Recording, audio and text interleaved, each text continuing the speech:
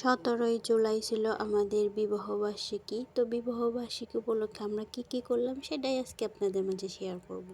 So hello everyone, আসসালামু আলাইকুম। কেমন আছেন সবাই? আশা করছি ভালো আছেন। তো বিবাহবার্ষিকী উপলক্ষে হাজবেন্ড আমাকে এই জামাটা গিফট করেছে, তাই এই জামাটা পরেই আমরা আজকে ঘুরতে যাব বিকালবেলা। তো সেই জন্য রেডি হয়ে নিলাম। তো আমরা কিন্তু সবাই রেডি হয়ে নিয়েছি। রেডি হয়ে আমরা একটু ভিডিও তারপরে পিকচার ক্যাপচার করে নিচ্ছি। দেন আমরা বাহিরে বের হয়ে যাব। যেহেতু আমার ডেইলি ব্লগ, তাইলে ডেইলি যেসব কাজকর্ম ঘোরাফেরা করে থাকি সেটাই আপনাদের মাঝে শেয়ার করি। এটা আমাদের রেডি হওয়া শেষ। এখন আমরা বাহিরে বের হয়ে যাব, মানে বিকেলবেলা একটু ঘুরতে যাব।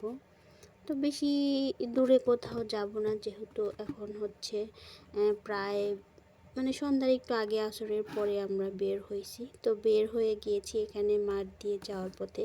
তো এই দৃশ্যটা এখন তো দেখাই যায় না, ছেলেপেলেরা এখন তো খেলাধুলা করেই না। এখন সবার হাতে হাতে স্মার্টফোন হওয়ার কারণে সবাই দেখা দেয় ফোন নিয়েই পড়ে থাকে। তো সবাই খেলা করতেছিল, মাঠ ভরা, সবাই ফুটবল ক্রিকেট অনেকেই খেলতেছিল। তো দেখতে অনেক বেশি ভালো লাগলো, তাই একটু ক্যাপচার করে নিলাম। তো তারপরে আজকে বাহিরে অনেক বেশি গরম ছিল, যদিও বিকালবেলা, তারপর অনেক বেশি গরম। এই তো আমরা মামি আইসক্রিম খেয়ে নিলাম, তারপরে তো আমরা চলে এসেছি। তো প্রাকৃতিক সৌন্দর্য কত না সুন্দর, তাই না? আসলে অনেক সুন্দর প্রাকৃতিক সৌন্দর্য।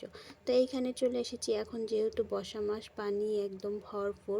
তারপরে এই যে সুন্দর একটা দৃশ্য, একদম বেলা ডুবে যাচ্ছে আকাশের, নদীর বুকে সেই ইটা পড়েছে, জলছায়াটা, সে দেখতে অনেক ভালো লাগতেছিল। তো এইখানে এই যে অনেকেই নৌকা নিয়ে ঘুরতেছে বিকেলবেলা, অনেক বেশি ভালো লাগতেছিল। বিশেষ করে এই প্রাকৃতিক সৌন্দর্য অনেক বেশি ভালো লাগতেছিল। তো এই সময় আমাকে আমার বোন ফোন দিয়েছিল আমাকে উইশ করার জন্য। তো ওর সাথে একটু কথা বলতেছিলাম। তো তারপরে এইখানে আমরা একটু ঘোরাঘুরি করে এখন আমরা বাসার দিকে রওনা হয়ে যাব।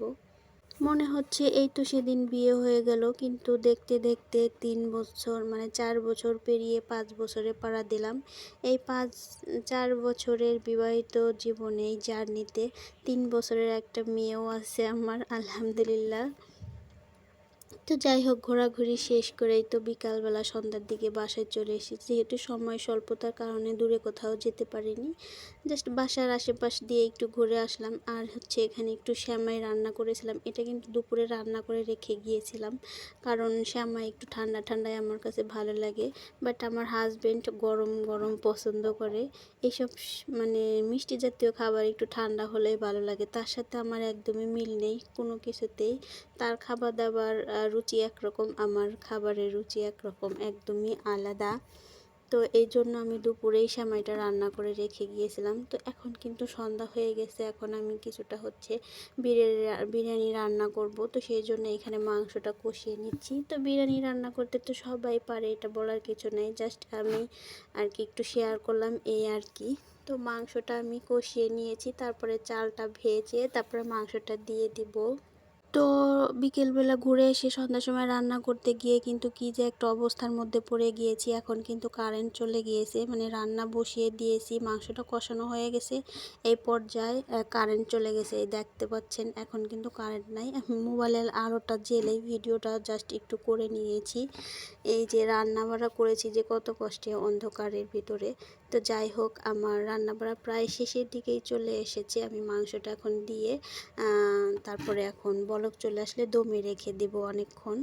ভাবছিলাম রান্না করতে পারবো কি না, না আসলে একদম পারফেক্ট হয়েছে। দেখতে পাচ্ছেন কালারটা একদম ঝরঝরাও হয়নি, আবার একদম নরমও হয়নি। কালার দেখেই বোঝা যাচ্ছে খেতে ভালো।